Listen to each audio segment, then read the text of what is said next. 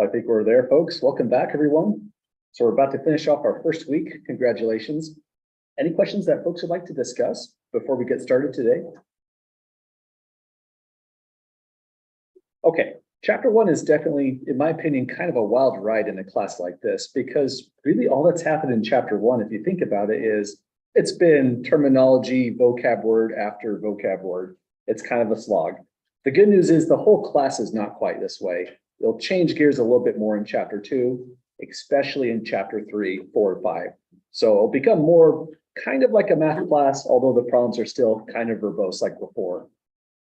Well, for my announcements today, I don't have anything too major. I usually will always say where we're currently at in black. I'm just kind of spending time doodling before class starts. But in blue, I did have a remark that goes along with this. The reading in section 1.1 had not even lecture notes associated with it. It was really just an introductory section. And sections 1.5, 1.6, they're really summary type sections. So I do have lecture notes for 1.5, since I think it's a good idea to summarize what all happened with all that terminology. But there's not too many great actual homework questions to go along with that. So as far as what the assignment is concerned, it's just sections 1, 2, 1, 3, 1, 4 at chapter 1, and that will be it. In chapter 2, we'll probably have a section or an assignment for each section. Any questions at all so far? Okay, and then really the major thing that's new here is we have our very first quiz, quiz number 1. This one's going to be due on Monday during class. And if we open this up, this is how essentially all my quizzes are going to look like.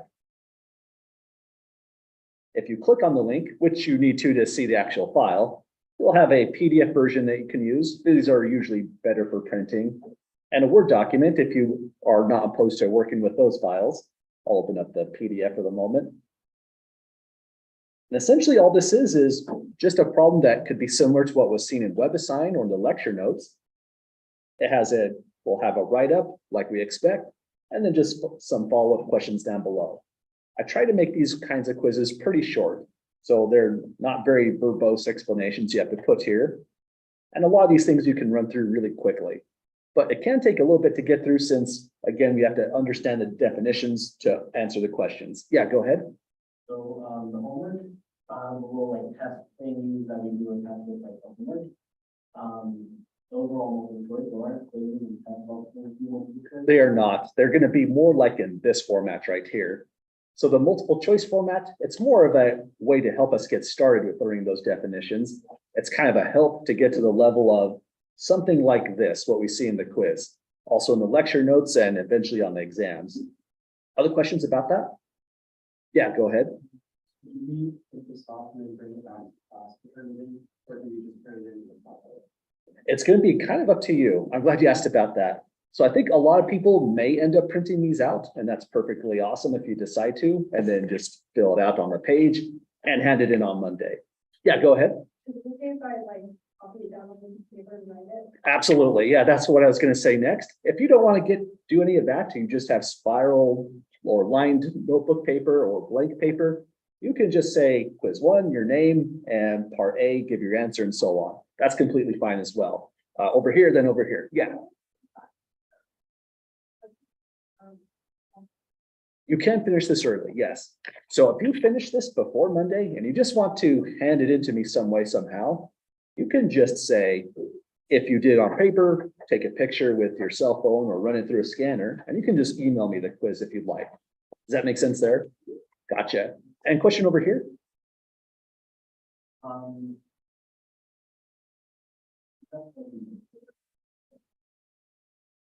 You know, honestly, I'm teaching 4 classes and I have to admit, I kind of forgot about ours. Let me double check so I don't say one thing that might be completely wrong.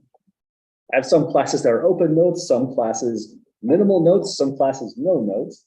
I think we're open notes, but let's take a look. Okay. A single 8.5 by 11-inch page of notes is allowed on all exams. So that's going to be front and back. You can have it handwritten or typed up to you. So those dimensions are oddly specific, I know. It's mainly because if you use spiral notebook paper, it's probably smaller than this. You're leaving real estate behind. So this is the maximum size, a letter page, that you can bring to notes. probably the better option to go, unless you feel like you've got everything on slightly smaller paper, that is okay. And I emphasize 8.5 by 11 inches because occasionally people did come in with a note card and they didn't know it was allowed to be a full sheet. That sucks when that happens. So that's the reason for the emphasis there. Other questions about quizzes or otherwise? Okay, and oh yeah, go ahead. So we're doing in class on Monday. Oh no, the quiz is like homework that you take home and solve. That's Yeah. what I thought. We're gonna- Oh, probably my fault. Sorry about that. So yeah, this is to say a little bit more about the quiz. It's really just a second kind of homework. It's not meant to be a really nasty pop quiz that's going to knock people's scores down. So think of this as you're just getting extra practice. It's my way to show you what would an exam problem look like if it's taken out of what is assigned and put on paper. So getting familiar with these quizzes is going to help quite a lot with the exams. In fact, I encourage everyone, save these quizzes, especially when they've been graded and returned to you, because looking at the feedback, seeing how you did and things like that is going to be another way to study for the upcoming exam. I'll give other things as well to study on. Well, other questions at the moment? Okay, and maybe let's add one extra thing. I think I talked about a bit on the first day, but we talked about a lot of things on the first day. So let's make sure we say it here. Although I call it a quiz, it's really a homework. So let's call this a glorified homework, which means it's obviously got to be open notes, open calculator. I mean, the exam allows a page of notes, right? But another thing that's really helpful here is group work is allowed.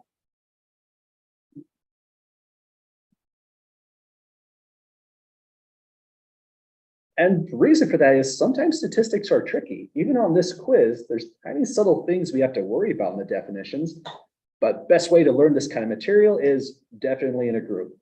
If you're pretty committed to an answer, if you think part A is, say, one or the other, in a group, you have your chance to defend that answer. And that is really, really powerful for studying just on its own, hashing out ideas between your peers.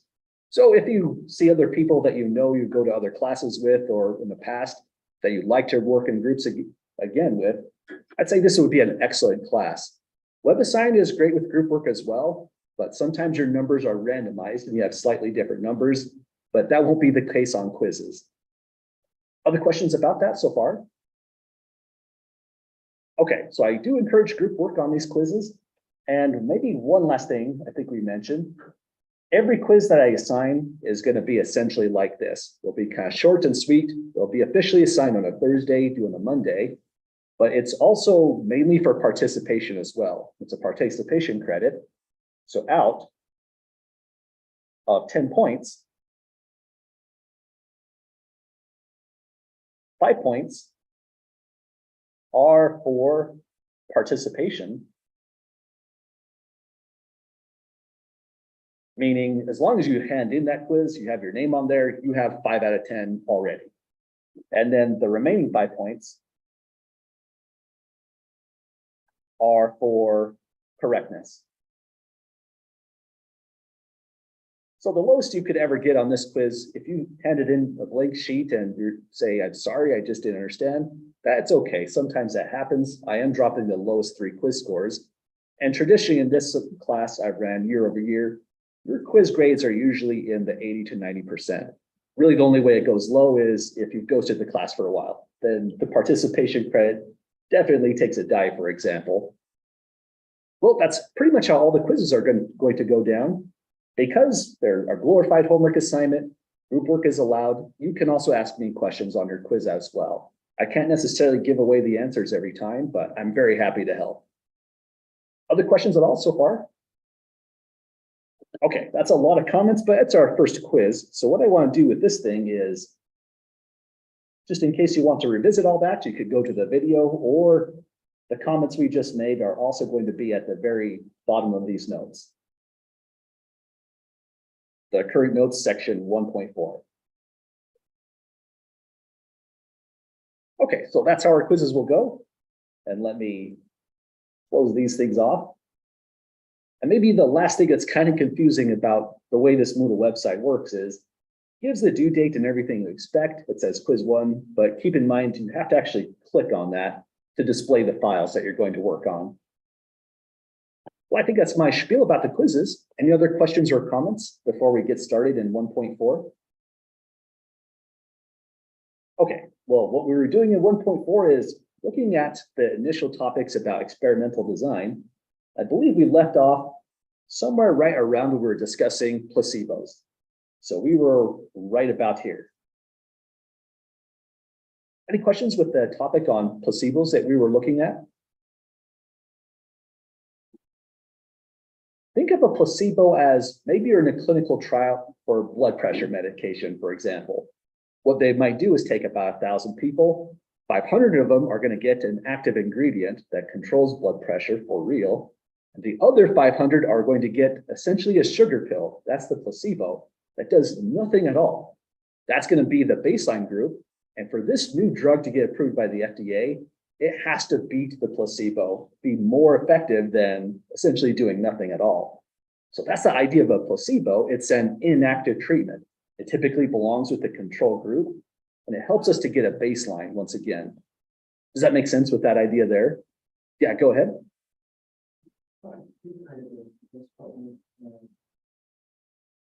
Is a placebo sometimes just labeled a placebo, but it's the same as a control group, or? Yes, absolutely.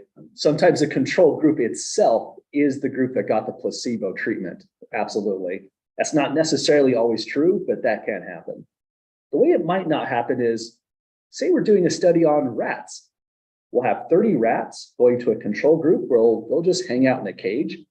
30 rats getting a placebo injection. Well, that's important because even if the placebo is inactive, the rat is going to feel being injected and handled, right? It's going to affect that animal. And then maybe the other 30 rats have whatever the active ingredient is that we're testing on. So now there's a placebo, do nothing. There's a control, do absolutely nothing. And there'll be multiple ways to compare what all is going on in that experiment. But does that answer your question there? Awesome. Other questions or comments? Okay, well, let's now go off to the last example on these notes here. When we talk about placebo, it goes naturally along with the idea of blinding. And blinding is kind of tricky because we have the notion of single blinding and double blinding. Well, blinding could mean, if we're thinking of single blinding, that if you're part of a study, you may not know that what the treatment is you're getting. It says here from our author, people often have their own beliefs about the effectiveness of various treatments. So if you're going into a doctor and they take you to a big scientific machine, maybe an MRI scan or something, you'll feel good about that real science is happening and we're treating your case.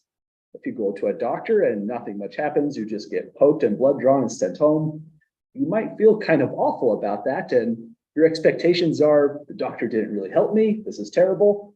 And that alone can affect your health.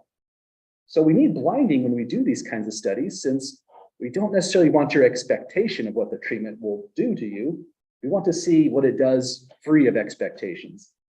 So here it says, it's preferable to conduct experiments in which subjects do not know what treatment they are receiving. And those kinds of studies will be considered single blinding. So nobody has any idea as subjects what's happening there.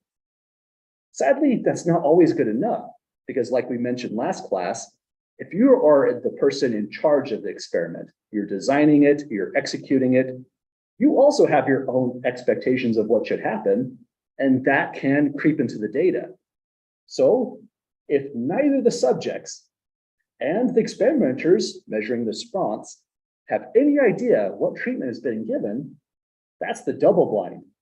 And a double blind study is sometimes the gold standard, especially when you're experimenting on humans who are very susceptible to placebo effects and so on. You might ask, how in the world are we going to run a study where the experimenter conducting it has no idea what treatment I'm giving you, and you have no idea what treatment you're being given? Well, there just has to be higher levels of organization. There's the experimenters that are conducting the study, but above that, there's people who are just organizing everything. Maybe they have a set of codes like barcodes that they're putting on labels of bottles or where people are taking pills, and nothing else can be discerned about that. In that case, that's how our double blinding would be achieved. We just have to have more people brought into the experiment to achieve it. Does that make sense to folks on blinding and double blinding? The single blinding would be if you are the participant in the experiment, you're being experimented on. If you don't know what the treatment is, that's single blinding. If the person handing you the treatment also has no idea if you have the active ingredient or the placebo, now we're dealing with double blinding in that case. Other questions so far? Okay, well, back to our faded pizza delivery driver. Again, this is a really small, silly example, just meant to help us walk through the definitions. But things get really complicated even if in this experimental design. Just to refresh ourselves, here's the setting. We have a pizza delivery driver who's going to make 40 different deliveries. The experiment is run by first flipping a coin. Depending on how he codes this, let's say heads lands, that means he's going to call 5 minutes away before delivering the pizza. He's expecting a higher tip by doing that. And after 40 deliveries, he's just going to find out how much he got tipped on each of them, calculate the average tip percentage when he called 5 minutes before, and the average tip percentage when he did not call, hoping the calling had a higher average, but you'd have to run the experiment to see what happens. So my question then for the folks here is this single blinded then? By that description we have. I know it didn't say a ton, but from everything we know, does it sound like single blinding? Some are saying yay. Yeah, I see this. Awesome. Question or comment here? Gotcha. Yeah, I would agree. We can say here, yes, because.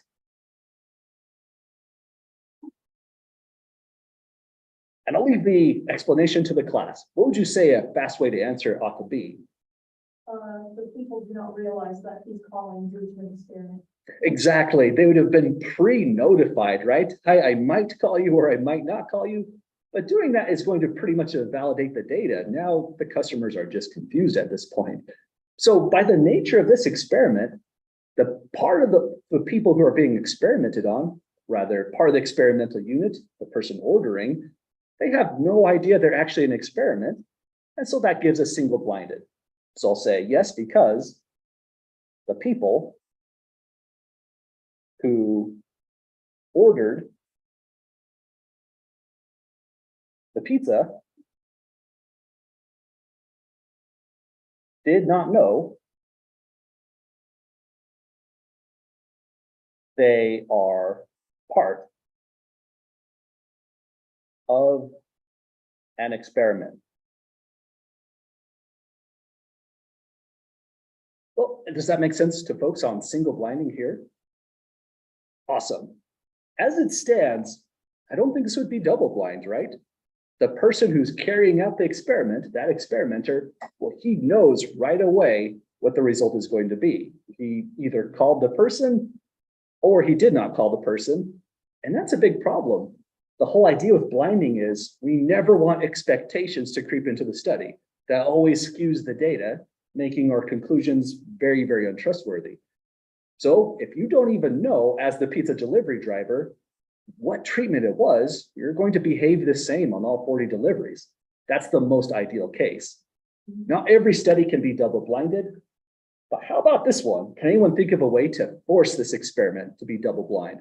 Yeah, go ahead. Maybe the manager puts in some sort of weird policy that forces like maybe one employee to call all of his, hold on, all of his customers that he's close by, but he gives another employee not to call them. Maybe that.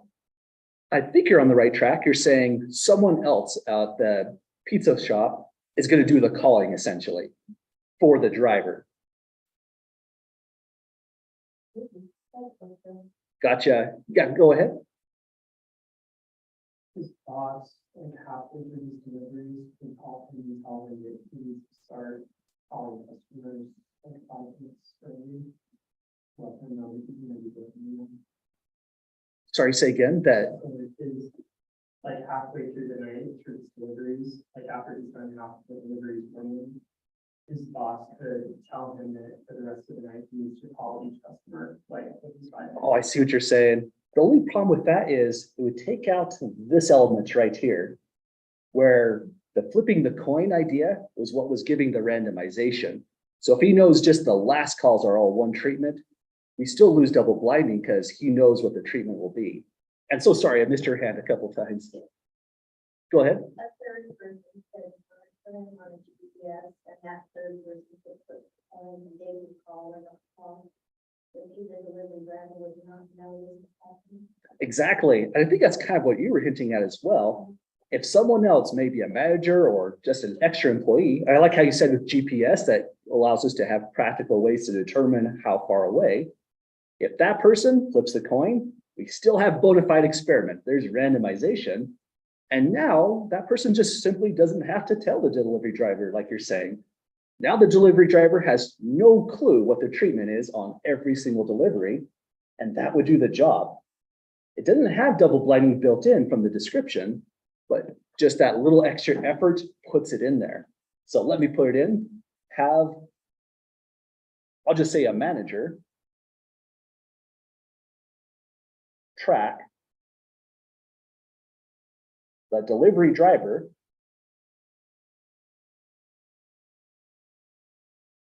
here's the randomization portion, flip a coin when he is 5 minutes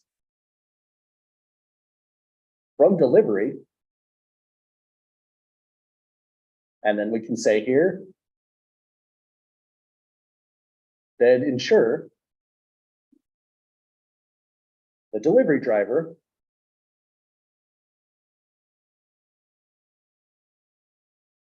and I think I missed one thing. It has to call him as well. Thank you. Got a little bit ahead of myself there.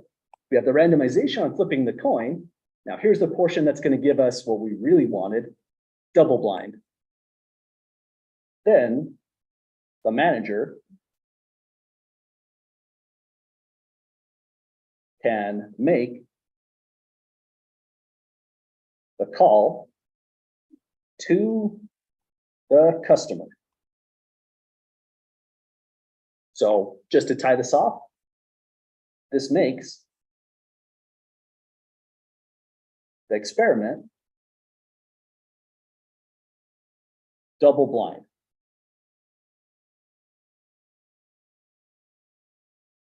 Yes, go ahead. It'd be a double blind if like there was no real decision he made. Like what if like I'm just gonna go Thursday and Friday and see which days I get picked more on. He doesn't know the results. There's no like deciding factor in that. He just sees the days. Will that also be double blind because he doesn't know? What do you mean by doesn't know? Like he doesn't know what the result is. Or would that be still? I think that would be more of a single one, because he's making the choice to go to Tuesday and Thursdays. Gotcha. I guess I got a little confused on the Tuesday, Thursday portion. Yeah, he just went Tuesday and Thursday. Gotcha. We might be running a slightly different experiment there because then the objective is what day pays better? Should I be on the shift on Tuesday or should I be on shift on Thursdays instead? But in this experiment, he just wants to know, it does calling people ahead of time help them want to tip more or not? But does that help answer that question there? Sorry, got a little bit confused there. Other questions so far or comments? Okay, well, this pretty much concludes our section on experimental design. Like I mentioned before, these things are pretty interesting matters, and the more and more statistics you take, the deeper this can delve. One thing I probably want to end on before we go to the next section is, let's maybe add just one more bonus question. Let's call this a example 5.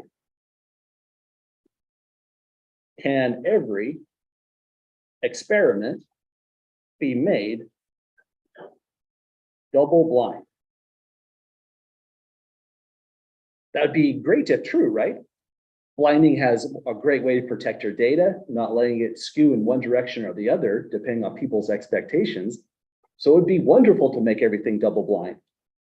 But it turns out the answer to this is no. We might be able to come up with something that really is, for all practical purposes, impossible to have double blinding. Can anyone think of an experiment that would encapsulate that? No double blinding is even possible? Yeah, go ahead. There was an example. No worries. How about this weird example? I'm putting this in italics just for a way to say this wasn't on the original notes. We're just adding something a little bit extra. Let's say here with our response, can every experiment be made double blind? No, unfortunately. Yeah, go ahead.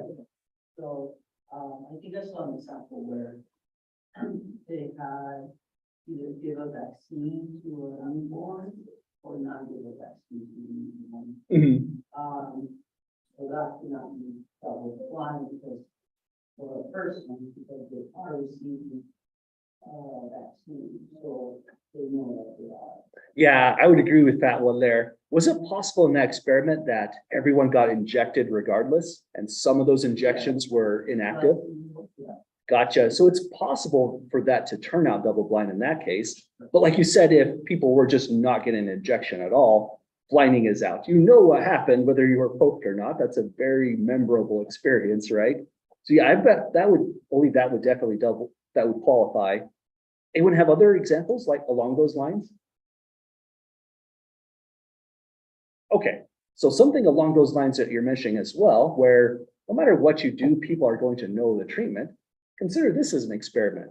Take 20 drivers, assign 10 by random to, let's just say, drive a racetrack and record their time. So that's our first treatment. Assign the other 10 to first drink, let's say something reasonable, 7 drinks of alcohol, and then drive the racetrack and record their time. The purpose of this experiment would just to be to see how does drinks of alcohol affect your performance on driving, right? It's a pretty natural question you'd want to ask. But now there's no blinding on this. The people who have 7 drinks know they took 7 drinks and they're driving drunk. And so their own expectations, it's now just part of the experiment. I don't see any clear way to force this to be double blind. Maybe the first 10 have drink something too, but I think a lot of people know the taste of alcohol. So there's some big problems on this one. Yeah, go ahead. Oh, that's true. Yeah.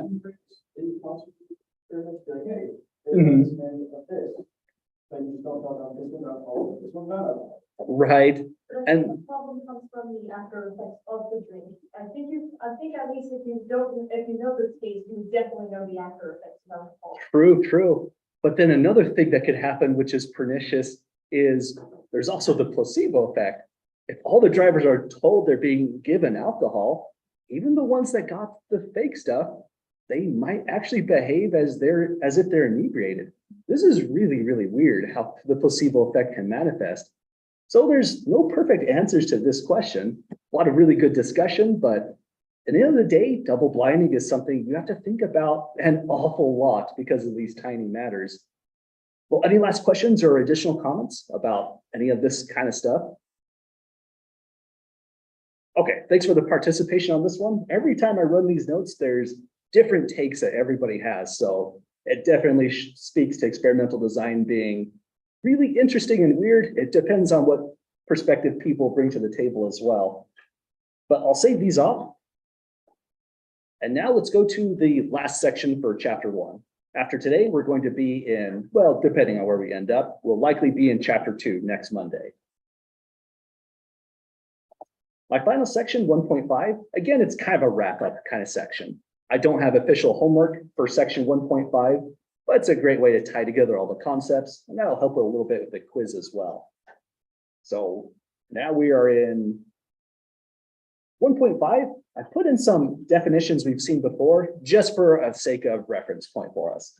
So nothing here is new so far. And our author has some really long titles. The importance of random selection and random assignment.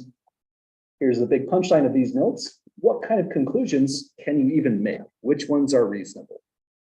We have the definitions of population and sample we looked at on the first day. Observational studies and experiment we've been pretty much doing all week. Any questions at all, folks, between any of these definitions? Okay. Example 1 is just asking us immediately complete the following table. There's two kinds of conclusions we would like to make whenever we run our study, either an observational study or an experimental design. And one type of conclusion might be to generalize the results from the sample to the population. Those are just words. Let me show you an example of where we were discussing this kind of idea. So I'll pause right here for the moment. Back to Moodle.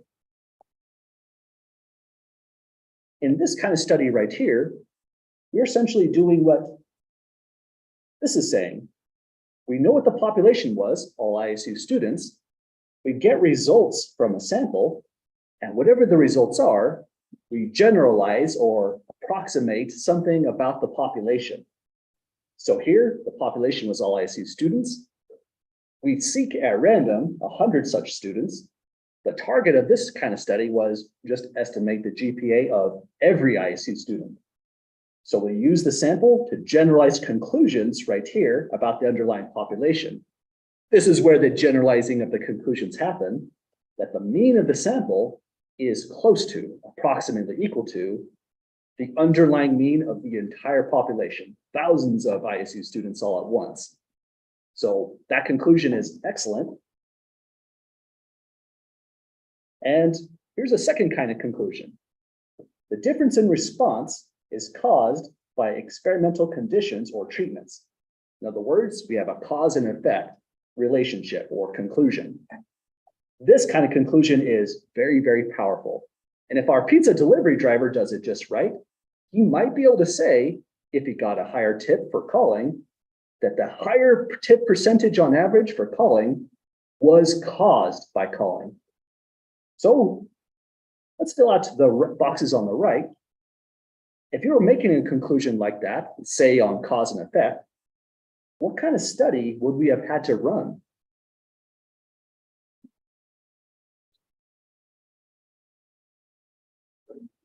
Exactly, it would have had to have been experimental design. There must have been randomization, there must have been multiple treatments, but we could say just briefly, this must have been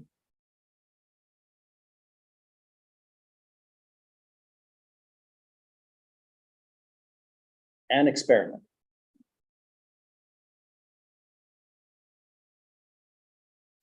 So experimental designs give us this really, really powerful conclusion.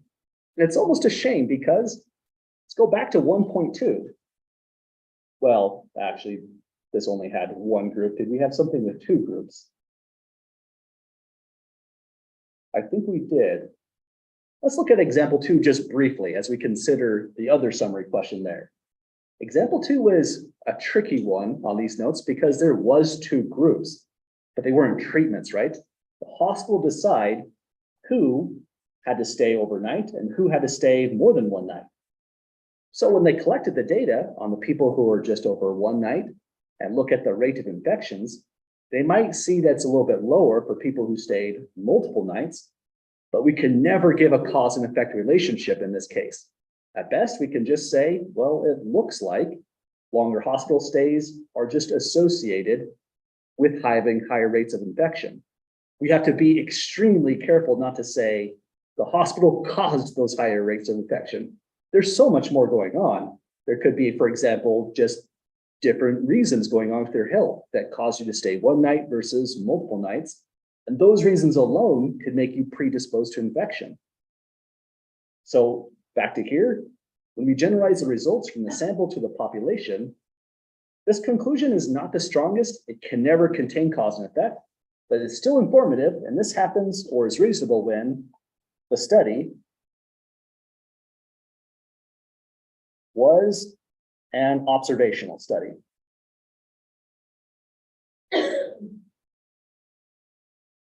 I'll just say the study was observational. Does that make sense to folks so far? Awesome. When we go and get further and further in the book, particularly when we're doing actual inferential statistics, we'll be writing these kinds of conclusions, and we'll come back to these notes just as a reminder.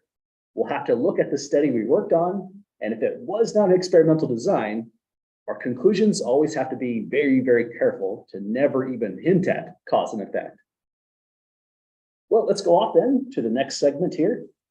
Based on those ideas in that table, I just have a couple quick examples for us to take a look at.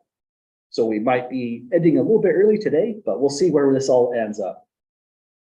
So first example 2 on these notes, here's what the study happened here. What the study was that happened here. It says, researchers at the University of Utah carried out a study to see if the size of the fork used to eat dinner influences how much food is consumed. This is a real study, and it was the Food Network magazine that this was published in. And let me tell you already what my expectations would be. Let me hide that. I would assume if I'm eating with a large fork, I'm probably going to consume much, much more. If I can eat with a small fork, I'd probably consume much, much less. That's just my take. How do folks feel about that? Would you agree, or would you have a different take? You might have a different take as well. Yeah, that's really surprising to me, because when I read this problem, here's what it goes to say. The researchers assigned people to one of 2 groups at random. Let's highlight that right there. If they say anything about randomization, that's probably an important sentence.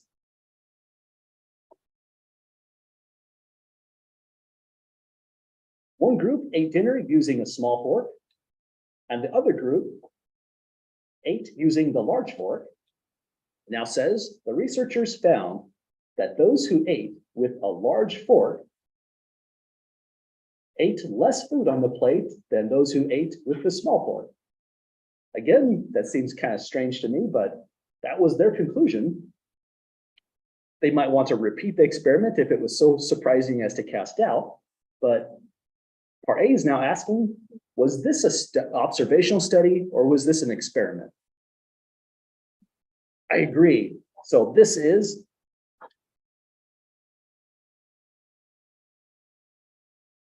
an experiment, since now one thing that we would definitely need to see for this to be a bona fide experiment is there's got to be some kind of randomization, but something else as well. It's not enough to have randomization to say you have an experiment. Yeah, go ahead. Not necessarily, but you can make cause and effect your conclusion now. But to make it really be an experiment to begin with, what was the other thing that we had to have? Yeah, go ahead. Possibly. It wouldn't be a requirement. It would just be a very, very good idea. Yeah, go ahead. Yeah, we have to have multiple treatments essentially, or different experimental conditions. So this portion right here, there was multiple groups. People were assigned to those groups, not by choice. This was completely randomized. Those are the major things to watch out for that makes this a bona fide experiment. If we scroll up just briefly to the notes, I have this highlighted right here for experimental design because, again, this is pretty tricky to me too. If the person carrying out the study determines who will be in each experimental group, that's implying that there's more than one group altogether, then we're definitely looking at experimental design. Much more things has to go in there. There must be randomization and more things like having a control group, having blinding. Those are just going to improve that experiment more and more. By the way, this would probably be a tough one for blinding, right? Maybe the best thing to do is don't let people eat together so they can compare fork sizes. Tell them the experiment is about something else. Psychology experiments really do this. They'll tell you it's a study for something, but they're tricking you and they're really studying something else, so your expectations don't actually enter the experiment. So we can say this is an experiment since there was two groups with subjects assigned at random. So that's what allows it to be an experimental design. And part B now asks, based on this study, is it reasonable to conclude that a large fork caused the participants to eat less? Yeah, go ahead. Before I read it, I thought the one for me, but even with the small for me more because they're psychologically, it's a little fork thinking they're getting less food. I see. I didn't think of it those terms. Yeah. Fork is psychologically, Gotcha. Yeah, I never thought about the like psychological aspect of it. It's kind of like having a plate, right? Small plate makes your food look very, very magnanimous, but if your plate's this big and you have a normal portion, looks like you're getting cheated. Yeah, I never thought in those terms. I like that. Other questions or comments so far? Okay, I could say in this particular problem, really the major emphasis is on that word right there. Or we can say, yes, this conclusion is reasonable since this was an experiment. So kind of the idea of this problem is we're really just returning back to this table up here. The conclusion we give, reasonable under those two different kinds of conditions. Well, any questions, folks, on getting through that example too? Okay, well, it looks like this next one will be our last question for the day. If you have any questions after class is over, I'll be very happy to help out. But let's take a look at that last one. Probably should have prepared the chapter 2 notes. I thought this would stretch a little bit further, but I don't know if jumping into a new chapter with about 5 minutes to spare is a great idea anyway. So let's see what we got next. So there's another nice study. One thing I wanted to mention is that our textbook is actually pretty excellent because a lot of the examples are absolutely real. They're real data published in real journals or magazines and so on. And this one says, the heartfelt thanks to Fido, published in the San Luis Obispo Tribune, July 5th, 2023. I think that's a typo, 2003. I think what that's supposed to say. We're not quite that far yet. I don't think I'm that old yet. There we go. So here's what happened in the heartfelt thanks to Fido. In this study, researchers measured heart rate variability, a measure of the heart's ability to handle stress, in patients who had recovered from a heart attack. They found that the heart rate variability, which is good and means a heart can handle stress better, for those who own a dog.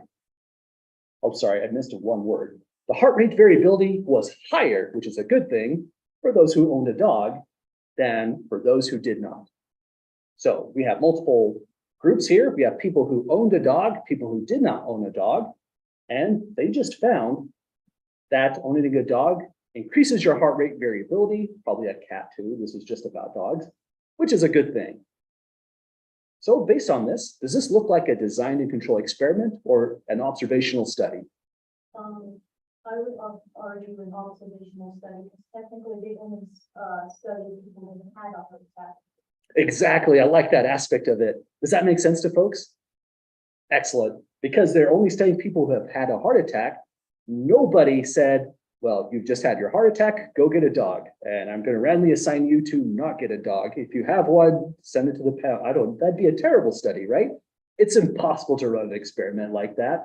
No one would sign up. You never get it past the ethics board. So here we could say observational. Since they had a heart attack,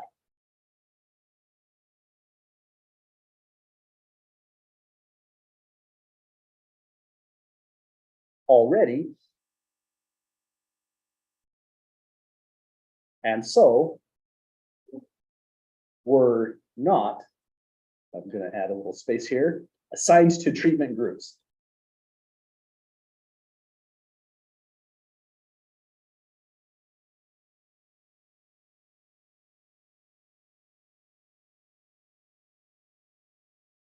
I'll just say assigned to treatments to make it a little bit more terse.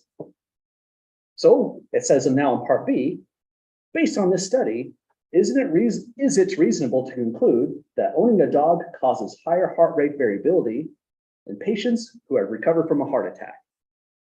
There's one nasty word here, and it's this. And it is really very confusing because it says right here, they found the heart rate variability was higher for those who owned a dog than for those that did not. So how do folks feel about on part B? Any volunteers for the response on that one?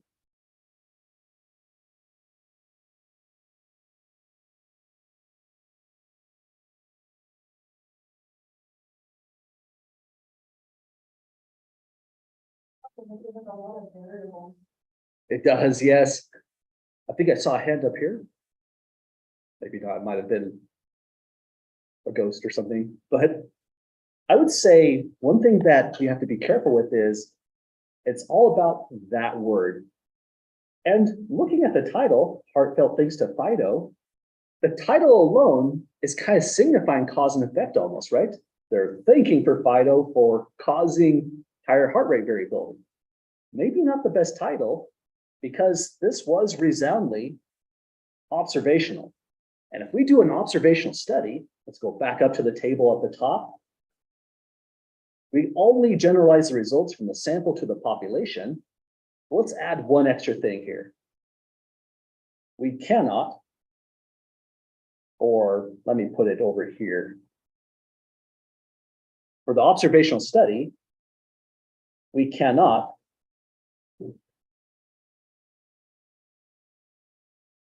conclude a cause and effect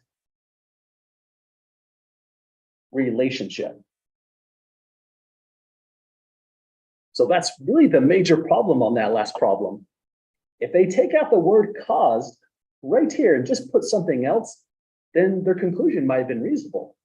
So here we can say, is it reasonable to conclude it caused higher heart variability? We'll say no, because this was not an experimental design. For a study like this, it's still important. It still is value to society to have this kind of data and to know what happened in this study. But when you go to make your conclusion, the better conclusion would be something along these lines. Scientists have found that after suffering a heart attack, patients who own a dog are more likely to have higher heart rate variability, or they might say are associated with higher heart rate variability. They're using those kind of words, associated or more likely, to avoid this word. They cannot say the dog caused the higher heart rate variability.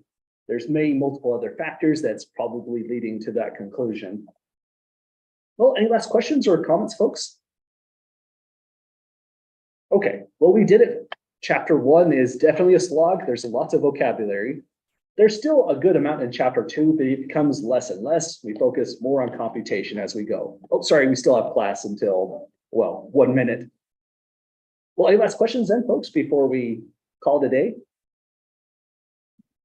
Okay, well, have a great night, everyone. If you have any questions while you're working over the weekend, don't hesitate to ask, whether over email or ask my teacher button on WebAssign. I'll be very happy to help out.